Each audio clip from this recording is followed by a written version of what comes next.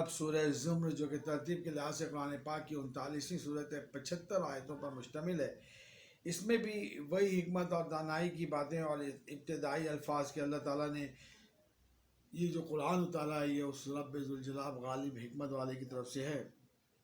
یقیناً ہم نے اس کتاب کو نبی صلی اللہ علیہ وسلم کو مخاطب کر کے کہا کہ آپ کی طرف حق کے ساتھ نازل فرمایا ہے، بس آپ اللہ کی عبادت کریں اور اسی کے لیے دین کو خالص رکھیں۔ پھر فرما رہا ہے کہ خبردار اللہ ہی کے لیے خالص عبادت کرنا، اور جن لوگوں نے اللہ کے سوا دوسرے اولیاء بنا رکھے ہیں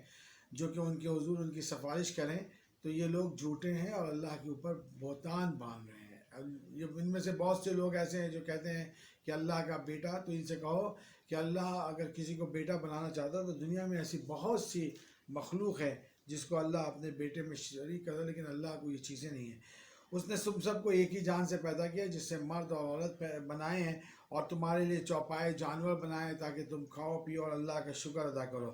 وہ تمہیں 3 ماہ کے پیٹ میں 3 ادھروں میں پرورش کرتا ہے اور تمہاری بہترین پرورش کرنے والا ہے۔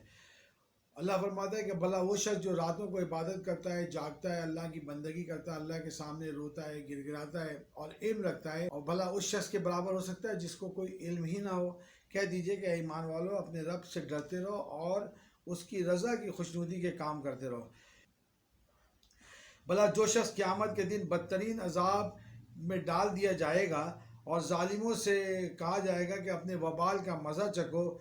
قرآن کے متعلق فرمائے کہ یقیناً ہم نے اس قرآن میں لوگوں کے لیے ہر قسم کی مثالیں دے رکھی ہیں، کیا عجب کہ نصیحت ہے اس میں، اور قرآن ہی ہے بھی عربی زبان میں، اور تاکہ تم اس کو سمجھ سکو۔ اللہ تعالیٰ مثال بیان فرما رہا ہے، ایک وہ شخص جس میں بہت سے باہم ضد رکھنے والے ساجی، اور دوسرا وہ شخص جو صرف ایک اللہ کو ماننے والا ہے۔ اللہ فرما رہا ہے کہ بھلا یہ دونوں کسی طرح سے ایک دوسرے کے برابر ہو سکتے ہیں؟ اسی طریقے سے اللہ فرما رہا ہے کہ یقیناً آپ کو بھی موت آنی ہے اور اے نبی صلی اللہ علیہ وسلم ان کو بھی مر جانا ہے، تو پھر یہ لوگ کدھر پھرے جا رہے ہیں؟ کوئی بھی اللہ کی پکڑ سے بچ نہیں سکتا۔ کہہ دیجئے کہ اے میری قوم، تم اپنی جگہ پر عمل کیے جاؤ اور ہم اپنی جگہ پر عمل کیے جائیں، ابھی تم جان لو گے کہ کس پر رسوا کرنے والا عذاب آنے والا ہے اور کس کے اوپر جو ہے ہمیشگی کی سزا آنے والی ہے۔ آپ پر ہم نے حق کے ساتھ یہ کتاب لوگوں کے لیے نازل فرمائی ہے، پس جو شخص راہ راست پر آ جائے اس کے لیے اپنا نفع ہے، اور جو اس سے دور ہو جائے یقیناً اس نے نقصان کا سودا کیا ہے۔ اللہ ہی، اور لوگوں سے کہہ دیجئے کہ اللہ ہی ہے جو لوگوں کی روحوں کو موت کے وقت اور جن کے اوپر موت نہیں آئی ہے ان کے نیند کے وقت قبض کر لیتا ہے، پھر جن پر موت کا حکم صادر ہو جاتا ہے ان کی روحوں کو روک لیتا ہے اور دوسری روحوں کو ایک مقررہ مدت تک کے لیے لوٹا دیتا ہے۔ تو کیا ان تمام چیزوں میں غور کرنے والی باتیں نہیں ہیں؟ اور یہاں پہ اللہ فرماتا ہے کہ جب انسان کو کوئی تکلیف پہنچتی ہے تو وہ اللہ سے مانگتا ہے، اور جب اللہ اس کی تکلیف کو رفع فرماتا ہے تو پھر وہ کہنے لگتا ہے کہ یہ تو میرے علم کی وجہ سے، اور چونکہ میں یہ علم جانتا ہوں اس وجہ سے یہ ساری چیزیں ہوئی ہیں۔ ان سے کہہ دو کہ اے میرے بندو، جنہوں نے اپنی جانوں پر زیادتی کی ہے، تم اللہ کی رحمت سے نا امید نہ ہو جاؤ، بالیقین اللہ تعالیٰ سارے گناہوں کو بخش دینے والا ہے اور واقعی بڑا بخشش اور رحم کرنے والا ہے۔ گناہ گاروں کے متعلق اللہ فرما رہا ہے کہ جن لوگوں نے اللہ پر جھوٹ باندھا تو آپ دیکھیں کہ قیامت کے دن ان کے چہرے سیاہ ہوں گے۔ کیا تکبر کرنے والوں کا ٹھکانہ، اور ان سے کہا جائے گا کہ تکبر کرنے والوں کا ٹھکانہ جہنمی ہے۔ جن لوگوں نے پرہیزگاری کی انہیں اللہ تعالیٰ ان کی کامیابی کے ساتھ بچا لے گا، اور انہیں کوئی دکھ چھو بھی نہ سکے گا، اور نہ وہ کسی طرح غمگین ہوں گے۔ اللہ ہر چیز کا پیدا کرنے والا اور وہی ہر چیز کا مالک اور خالق ہے۔ قیامت کا منظر پیش کرتے ہوئے اللہ فرما رہا ہے کہ آپ سن لیجئے کہ آپ نے اللہ کی جس طریقے سے قدر کرنی چاہیے تھی آپ نے اس کی قدر نہیں کی، لیکن اس وقت قدر کرو گے۔ اللہ فرما رہا ہے کہ جب ساری زمین اس دن اس کے مٹھی میں ہوگی اور تمام آسمان اس کے دائیں ہاتھ میں لپیٹے ہوئے ہوں گے، اور وہ پاک و برتر ہے اس چیز سے جس میں یہ لوگ اسے شریک فرماتے ہیں۔ جب سور پھونک دیا جائے گا پس آسمان اور زمین والے بے ہوش ہو کر گر پڑیں گے، مگر اللہ جسے چاہے، یعنی اس وقت اللہ جسے بچانا چاہے وہ بچا لے گا۔ پھر دوبارہ سور پھونکا جائے گا، پس وہ ایک دم کھڑے ہو کر ادھر ادھر دائیں بائیں دیکھنے لگ جائیں گے، اور زمین اپنے پروردگار کے نور سے جگمگا اٹھے گی، نامہ اعمال حاضر کیے جائیں گے اور نبیوں کو گواہ بنا کر لایا جائے گا، اور لوگوں کے درمیان حق کے ساتھ فیصلہ کر دیا جائے گا۔ کافروں کے غول جہنم کی طرف ہکائے جائیں گے، اور جب وہ اس کے پاس پہنچیں گے تو جہنم کو جو ہے وہ کھول دیا جائے گا اور کہا جائے گا کہ اب جہنم کے دروازے میں داخل ہو جاؤ جہاں ہمیشہ رہو گے، پس سرکشوں کا ٹھکانہ یہی جہنم ہے۔ اور جو لوگ اپنے رب سے ڈرتے ہیں ان کے گروہ در گروہ جو ہے وہ جنت میں جا رہے ہوں گے، اور خوش آمدید کہا جائے گا، اور ان کے اوپر جنت میں سلامتی ہی سلامتی ہے۔ یہ کہیں گے کہ اللہ کا شکر ہے جس نے ہم سے اپنا وعدہ پورا کیا اور ہمیں اس زمین کا وارث بنایا کہ جنت میں جہاں چاہیں مقام کریں، اور پس عمل کرنے والوں کے لیے کیا ہی اچھا ٹھکانہ ہے۔ اور پھر فرمایا کہ اور فرشتوں کو اللہ کے عرش کے ارد گرد حلقہ باندھے ہوئے اپنے رب کی حمد و تسبیح کرتے ہوئے ہوں گے، اور ان پہ انصاف کا فیصلہ کر دیا جائے گا، اور کہہ دیا جائے گا کہ ساری خوبی اللہ ہی کے لیے ہے جو تمام جہانوں کا پالنہار ہے۔ تو سورہ زمر یہاں پہ ختم ہوتی ہے،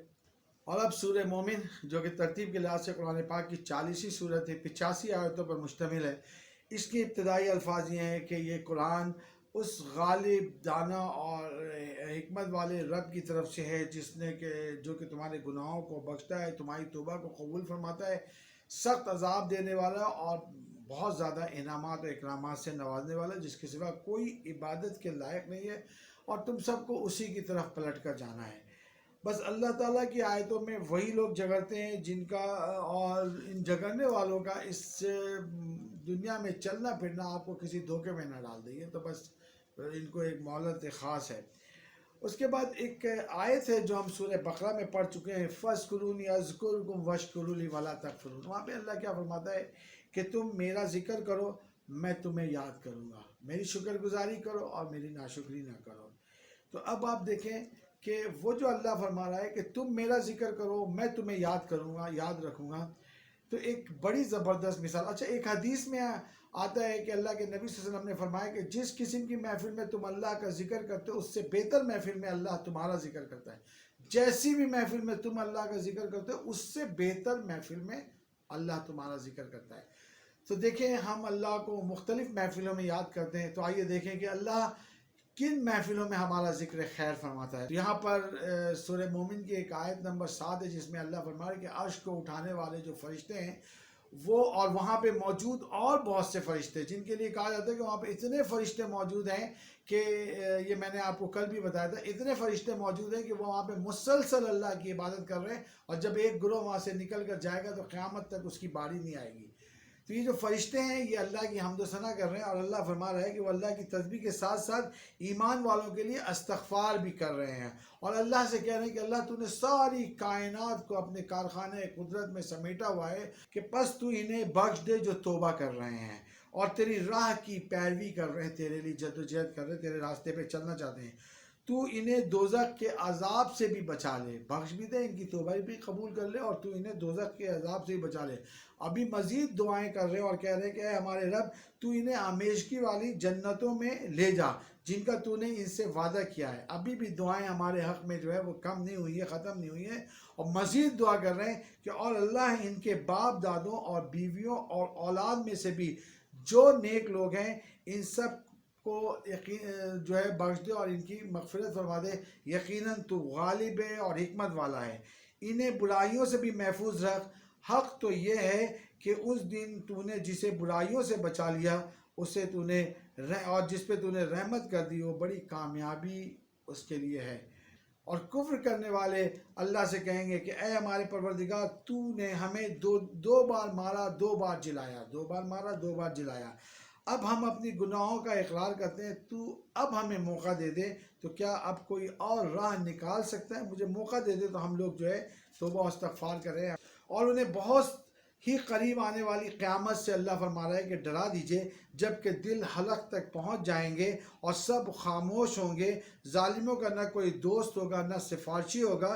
کہ جس کی بات مانی جا سکے، اور آنکھوں کی خیانت کو اور سینوں کے پوشیدہ باتوں کو خوب جاننے والا ہے وہ رب ذوالجلال۔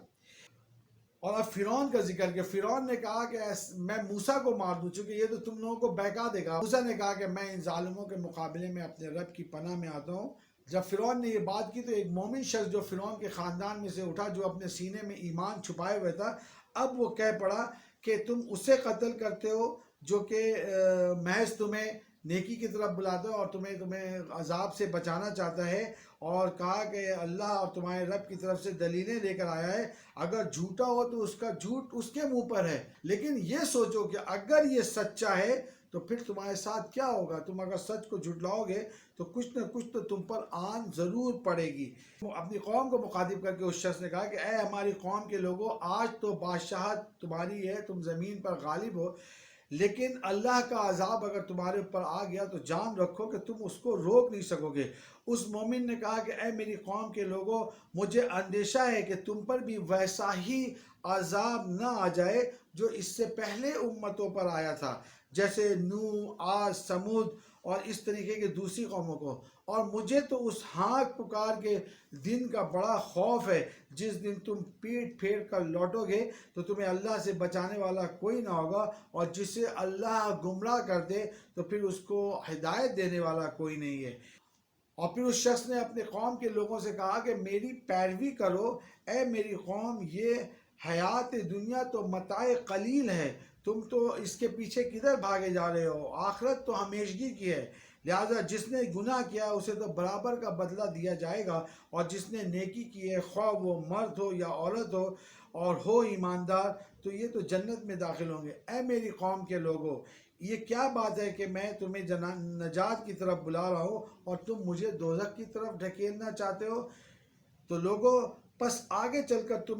اگر تم نے میری بات نہیں مانی تو جان رکھو کہ تم آگے چل کر میری بات کو مانو گے اور پھر پچھتاؤ گے۔ یقیناً اللہ تعالیٰ بندوں کا زبردست نگران ہے۔ اب جہنمیوں کا ذکر کہ تمام جہنمی مل کر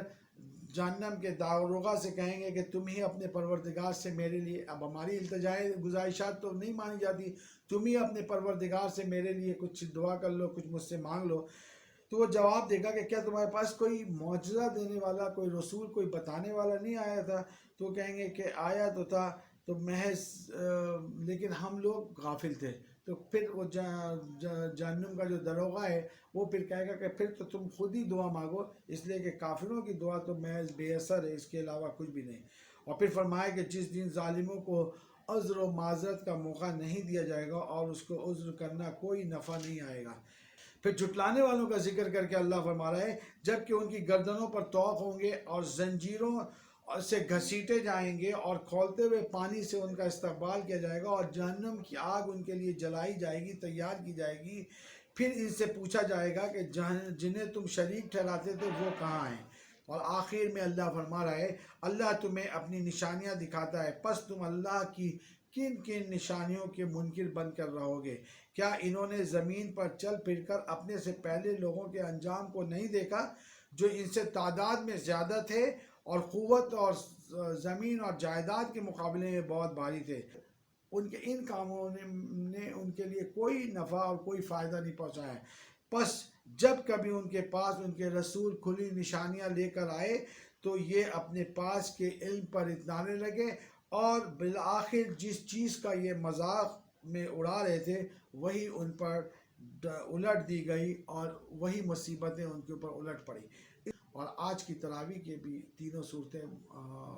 کا خلاصہ آپ تک پہنچ گیا۔ اللہ تعالیٰ مجھے اور آپ کو سب کو پہ رحم فرمائے اور سب کو عمل صالح کی توفیق عطا فرمائے۔ وآخر دعوانا الحمدللہ رب العالمین۔